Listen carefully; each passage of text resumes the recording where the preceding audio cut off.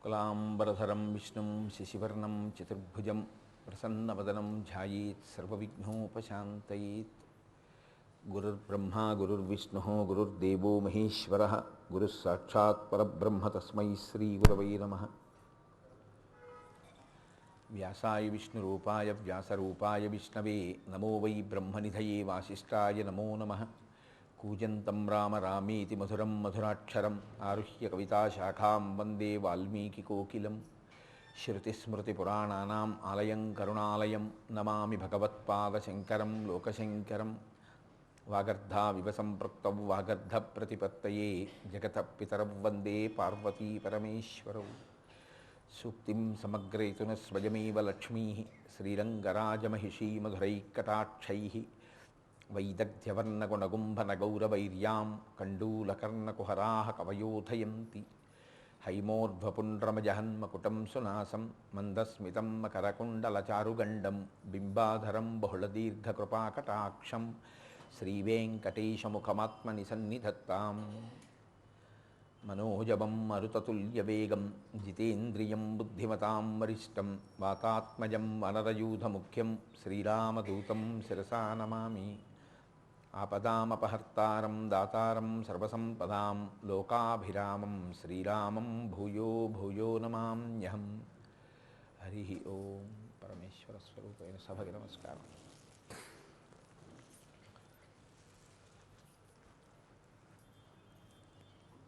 ధూర్జటి త్రికరణ శుద్ధి కలిగినటువంటి భక్తితో శ్రీకాళహస్తీశ్వరుడి ముందు అనేక పర్యాయములు అనేక సందర్భాలలో తన ఆంతరంగమును ఆవిష్కరించాడు అని మీతో నేను మనవి చేశాను.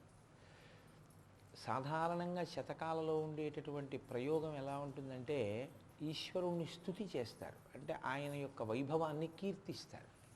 అందుకే మనకి సూక్తము అని ఒక మాట, అన్ని సూక్తములే చెప్తాం మనం. శ్రీ సూక్తము, పురుష సూక్తము, దుర్గా సూక్తము, నీలా సూక్తము, మన్యు సూక్తము. సూక్తము అంటే అంటే బాగగా, ఉక్తము అంటే చెప్పబడినది, బాగుగా చెప్పబడిన దానిని సూక్తం అంటారు. అది బాగుగా చెప్పబడింది కాబట్టి ఇంకా నువ్వు కొత్తగా ఏమీ నిర్మాణం చెయ్యక్కర్లేదు. అది ఏది చెప్పబడిందో దాన్ని నువ్వు చెప్పి పూజ చేస్తే చాలు. కాబట్టి కొత్తగా ఉపచారానికి నువ్వేమీ కల్పించక్కర్లేదు. శ్రీ సూక్తముతో పురుష సూక్తముతో చేస్తే సరిపోతుంది.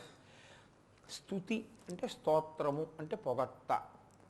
ఈశ్వర వైభవాన్ని దృష్టిలో పెట్టుకుని నువ్వు ఇంతటి వాడివి అంతటి వాడివి అని స్తోత్రం చేస్తారు. అది తప్పు అని అనడానికి ఏం లేదు. పరవశించినటువంటి గుండె ఈశ్వరుణ్ణి స్తోత్రం చేస్తుంది. కానీ సాధారణంగా శతక సాహిత్యంలో ఎక్కువగా ఈశ్వరుణ్ణి స్తోత్రం చేయడం కనపడుతుంది. ధూర్జటి కేవలం అలా స్తోత్రం చేసినవాడు కాడు. ఆయన అనేక సందర్భాలను దృష్టిలో పెట్టుకుని పరమేశ్వరుడి దగ్గరికి వెళ్ళి నిజాయితీతో తన యొక్క స్థితిని ఆవిష్కరించాడు. ఇది ఎలా ఉంటుందంటే, ఒక అనారోగ్యం ఒకటి వచ్చింది. ఇది పైకి చెప్తే ఇంట్లో భార్య బెంగపెట్టుకుంటుందో పిల్లలు బెంగపెట్టుకుంటారో అని అనిపించవచ్చు. డాక్టర్ గారి దగ్గరికి వెళ్ళాడు. డాక్టర్ గారికి చెప్తే ఏమనుకుంటారో అని దాస్తాడా? దాచకూడదు. ఉన్నది ఉన్నట్టు డాక్టర్ గారికి చెప్పాలి. చెబితే డాక్టర్ గారు ఆ వ్యాధి నివారణ చేస్తాడు. పరమేశ్వరుడికి లోకంలో మొట్టమొదటి వైద్యుడు అని పేరు. రుద్రాధ్యాయంలో ఆయన్ని ప్రథమో దైవ్యోభిషక్ అంటాం. ప్రథమో దైవ్యోభిషక్ అంటే భిషక్ అంటే వైద్యుడు. మొదటి వైద్యుడు ప్రపంచంలో ఆయనే. దేనికి? మీరు నమ్ముకుంటే ఆయన శరీరంలో ఉన్నటువంటి రోగాన్ని కూడా తీస్తాడు. అందుకే శివలింగాలు కొన్ని చోట్ల జ్వరహరేశ్వరుడు అన్న పేరుతో ఉంటాయి. కాంచీపురంలో ఉంది. అలాగే మీకు చిత్తూరు వెళ్ళినప్పుడు ఆ చిత్తూరు నుంచి వెడుతుండగా వెల్లూరు అని ఒక క్షేత్రం వస్తుంది. అందులో పక్కన మిలిటరీ కంటోన్మెంట్ ఒకటి ఉంది, సైనిక స్థావరం. దానిలో ఉంది ఒక దేవాలయం. దానికి జ్వరహరేశ్వర దేవాలయము అని పేరు. శరీరంలో వచ్చేటటువంటి వ్యాధిని తీసివేయగలిగినటువంటి శక్తి స్వరూపుడై ఉంటాడు. బహుశः అక్కడ జ్వరహరేశ్వరుడు ఉండడం వల్లేనేమో రాయవెల్లూరు వైద్యానికి చాలా ప్రసిద్ధి చెందింది. అక్కడ ఈశ్వరుడు అటువంటి శక్తితో ఉన్న కారణం అయి ఉండి ఉండవచ్చు. కాబట్టి బాహ్యంలో ఉన్నటువంటి అనారోగ్యాన్ని తీసేస్తాడు. బాహ్యం అంటే శరీరాంతర్గతం. రెండవది మనసుకు పట్టినటువంటి అనారోగ్యం, దీన్ని కూడా ఈశ్వరుడే తీయగలడు. ఆయనే సంస్కరించి మంచి మార్గంలో నడపగలడు. కాబట్టి ఇప్పుడు ఈశ్వరుడి దగ్గరికి వెళ్ళి మాట్లాడేటప్పుడు నిజాయితీతో మాట్లాడాలి.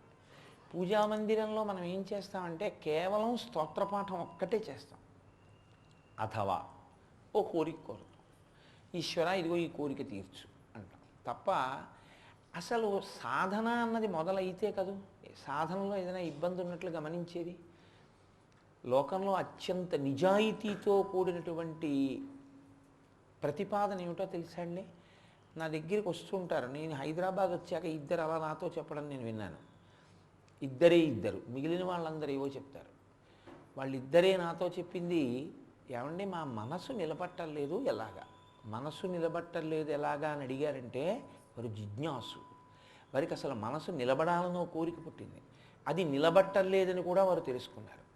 అంటే వారు వృద్ధిలోకి రావడం ప్రారంభమైందని గుర్తు. ఆ నిజాయితీని మీరు మెచ్చుకోవాలి తప్ప వాళ్ళు నా మనసు నిలబట్టలేదు ఎలాగండి అన్న మాటకి మనం నవ్వకూడదు. వాళ్ళు ఎంత నిజాయితీతోటో మీ దగ్గరికి వచ్చి ఆ మాట చెప్పారు, మీరు పరిష్కారం చెప్తారని. అది సాధకుడికి ఉండేటటువంటి ఇబ్బంది. ఇతరులకి నేను బాగా పూజ చేసుకుంటున్నాను అనుకుంటాడు, వాడికి అసలు నా మనసు నిలబట్టలేదని తెలియదు. కాబట్టి ఆ మాట అనరు, అందరు అనరు. అలా అన్నారు అంటే వాళ్ళు సాధనలో ఉన్నారు అని గుర్తు, ఈశ్వరానుగ్రహం ప్రారంభమైందని గుర్తు. కనుక ధూర్జటి శివుడి దగ్గరికి వెళ్ళి చెప్తున్నాడు ఒక మాట. ఎంత నిజాయితీతో మాట్లాడాడంటే ఆయన ఏమి దాపరికం చేయలేదు. నా మనసు నిలబట్టలేదు అని చెప్పడం ఒక ఎత్తు, నీ మనసు దేని మీద నిలబడుతోంది అని చెప్పడం ఒక ఎత్తు. నీ మనసు ఈశ్వరుడి దగ్గర కూర్చున్నావు అంటే శరీరం కూర్చుంది, పరికరాలన్నీ పెట్టుకున్నావు, మరి మనసు ఎందుకు నిలబట్టలేదు అక్కడ అంటే ఇంకొక దాని మీదకి దేని మీదకో వెళుతోంది. దేని మీదకి వెళుతోంది? చిత్తశుద్ధితో చెప్పేశాడు అనుకోండి, నా మనస్సు దీని మీదకి వెళుతోందని, గురువు ఈశ్వరుడు హర్షిస్తాడు. ఎందుకని అంటే వాళ్ళు ఉన్నది ఎందుకు, అది మార్చడానికే కదా, అందుకని హర్షిస్తారు. రామకృష్ణ పరమహంస నువ్వు ధ్యానం చెయ్యి, ఇలా అమ్మవారి పాదాలు ఉంటాయని చెప్పారు. ఒక గంట పోయాక వచ్చారు, వచ్చి వివేకానందని అడిగారు, చేస్తున్నావా ధ్యానం అని అడిగారు. చేస్తున్నాను అన్నాడు. నిలబడిందా మనస్సు అన్నారు, నిలబడలేదన్నాడు. దేని మీదకెడుతోందని అడిగారు. నాకు దూరంగా ఎవరో పెద్ద సుత్తి పెట్టి కొడుతున్నారు. ఆ పెద్ద సుత్తి పెట్టి కొట్టేటప్పుడు ఇలా తిప్పి కొడుతుంటారు. ఆ ఇనుముని కత్తిరించే చిన్న సాధనాన్ని పటకారతో ఇలా పట్టుకుంటే ఆ సుత్తిని ఇలా తిప్పి దాని మీద కొడుతుంటారు, అప్పుడు తెగుతూ ఉంటుంది ఇనుము. అలా కొడుతుంటే నా మనసు ఏమవుతోందంటే టక్ టక్, మళ్ళీ ఎంతసేపటికి టక్ అని చప్పుడు వస్తుందో అంతసేపటికి మళ్ళీ టక్ అంటుందని అటువైపుకి వెళ్ళిపోతుంది. ఏమిటి ప్రయోజనం దానివల్ల? ఏమి లేదు. కానీ మీరు ఎప్పుడైనా గమనించండి, నేను అంటున్నాను అనుకోండి, ఓ 10 మాటలు ఇది అంటలేదేమో, నేను ఇలా అంటే ట్యాపింగ్ అంటారు, చిన్నది ఒకే ఇంటర్వెల్లో సమానమైన కాలనియతిలో కొడుతున్నాను అనుకోండి. మీరు కళ్ళు మూసుకుని విన్నా నేను కొట్టి మళ్ళీ కొట్టేటప్పటికి మీ మనసు టక్ టక్ అంటుంది. అంటే ఇంక కొడతాడని చప్పుడిని రిపీట్ చేస్తుంది, అక్కడికి వెళ్ళి పట్టుకుంటుంది. అది ఎలా ఉంటుందంటే ఇక్కడే శరీరం ఉంటుంది, అది అక్కడికి వెళ్ళి ఆ చప్పుడిని పట్టుకుంటుంది. ఇంత జాగాలో ఇంత కాలానికి మళ్ళీ టక్ టక్ టక్ అని చప్పుడు వస్తోందని పట్టుకుంటోంది, అక్కడికి వెళ్ళింది. ఎక్కడో ఎవరో సుత్తి పెట్టి కొడుతున్నారు, అక్కడ నిలబడింది అన్నారు వివేకానందుడు. ఎంత నిజాయితీతో చెప్పారో చూడండి. అంటే రామకృష్ణ పరమహంస అన్నారు, ఓకే బలవంతంగా తేకు, నేను చెప్పిన చోటికి ఎక్కడుందో దేన్ని చూస్తోందో దాన్ని చూడని అలా అలాగే పరిశీలించిన, అలా టక్ టక్ అండం మీద నిలబెట్టు. అక్కడ నిలబెట్టడం వచ్చింది, తర్వాత మెల్లిగా ఈశ్వరుడి దగ్గరికి తేవడం నేర్పారు. అది అంత తేలిక కాదు. నిజాయితీతో మీరు చెప్పగలిగి ఉండాలి, నా మనసు ఇక్కడికి వెళ్ళిపోతోందని చెప్పాలి. సిగ్గు అక్కడే పడతాం. ఎక్కడికి వెళుతుంది మనసు? మీదైన దాని మీద నిలబడితే ధర్మం కదండి. మీది కాని దాని మీద నిలబడితేనే దాని గొప్ప. దాని అల్లరంతా ఎక్కడ ఉంటుందంటే ఏది మీది కాదో దాని మీదే ఉంటుంది. మీదైనదేదో దాని మీద ఏముంటుందంటే ఇది నాదేగా అంటుంది. మీరు చూడండి, ఇది మనసుకుండేటటువంటి పెద్ద బలహీనత. మీకు ఎన్ని తీసుకొచ్చి ఇవ్వండి, ఎంత బోధ చెయ్యండి, అన్నీ వింటుంది. విని ఏం చేస్తుందంటే సమయానుకూలంగా మళ్ళీ మారుతుంది. అందుకే సృష్టి మొత్తం మీద ఒక ప్రాణి చాలా ఆశ్చర్యకరమైంది. అది ఏదో తెలుసా అండి? ఎదురుదాడి చెయ్యదు, ప్రతిఘటించదు. ప్రతిఘటించడం అంటే మీరు కొడుతున్నారనుకోండి, ఇలా అంటాం, అయిపోయి కొట్టకండి కొట్టకండి, లేకపోతే దెబ్బ తగలకూడదని ఇలా అంటాం, లేకపోతే తోస్తాం, ఏదో చేస్తాం, మొత్తానికి మీకు తగలకూడదండి, ప్రతిఘటన అంటారు. లేకపోతే ఎదురుదాడి అంటే మీరే దాన్ని పడగొట్టే ప్రయత్నం చేస్తారు. రెండూ చెయ్యకుండా ప్రాణులు ఊరుకోవు. అవి ఎంత బలహీనమైన ప్రాణి కానివ్వండి, ఇంకా నాకు ఆపద వచ్చేస్తోంది అనుకుంటే ఒకటి ప్రతిఘటన ఉంటుంది. ప్రతిఘటన మీతో తిరగబడచ్చు, లేకపోతే అది తప్పుకోవడం, పారిపోవడం, అడ్డుపడడం, ఇలాంటివి ఏదో చేసుకుంటుంది. పారిపోవడం కూడా దాంట్లో అంతర్భాగం. రెండవది మీ మీదకి తిరగబడుతుంది, మిమ్మల్ని పడగొట్టే ప్రయత్నం చేస్తుంది. ఒకే ఒక్క ప్రాణి ప్రతిఘటించదు, మీ మీద తిరగబడదు. ప్రతిఘటించదంటే నిరోధించదు, యుద్ధం చేయదు. అదే తాబేలు. తాబేలు అలా వస్తుందనుకోండి, మీరు కర్ర పట్టుకొచ్చారనుకోండి, తాబేలు మీ మీద పడదు, తాబేలు అక్కడి నుంచి పారిపోదు. ఏం చేయదు. ఏం చేస్తుందో తెలుసా అండి? తన 4 కాళ్ళని, తన ముఖాన్ని డిప్పలోకి తీసేస్తుంది, అంతే, అక్కడే ఉంటుంది, అదేం చేయదు. మీరు కర్ర పెట్టి కొట్టారనుకోండి, దాన్ని దెబ్బలు తింటున్నట్టుగా అలాగే ఉంటుంది. కానీ దాని శరీరానికి ఏమీ తగలదు. ఎందుకో తెలుసా? పైన డెప్ ఉంది. మీరు కొట్టినంతసేపు ఊరుకుంటుంది, తెలుస్తుంటుందిగా కొడుతున్నాడని. మీరు కొట్టేసి వెళ్ళిపోయారనుకోండి, కదలటం లేదు, చచ్చిపోయిందిరా ఇది అని. అది ఏం చేస్తుందంటే, మీరు కొట్టి వెళ్ళిపోయినా అది బయటికి ఏం పెట్టదు తలకాయ. ఒక 20 నిమిషాలు 25 నిమిషాలు చూస్తుంది, వీడు వెళ్ళిపోయి ఉంటాడు అన్న తర్వాత ముందు తల బయట పెట్టి చూస్తుంది. వెళ్ళిపోయాడు, ఇప్పుడు 4 కాళ్ళు బయటెడుతుంది, మళ్ళీ పాకుతూ వెళ్ళిపోతుంది. మనస్సు యొక్క చేష్టితము కేవలం అలాగే ఉంటుంది. అందుకే తాబేటితో పోలుస్తారు. ఈ తాబేలు మీరు ఎంత పైన కొట్టండి చావదు. తాబేలు కనపడినప్పుడు అంటే అలా చేయమని నా ఉద్దేశం కాదు, తిరగేసి ఇలా అన్నారనుకోండి చచ్చిపోతుంది తాబేలు. తిరగేసి కొడితే చచ్చిపోతుంది. అది అలా ఉండగా కొడితే దానికి ఏ దెబ్బ తగలదు, దాని డొప్పే దాన్ని రక్షిస్తూ ఉంటుంది.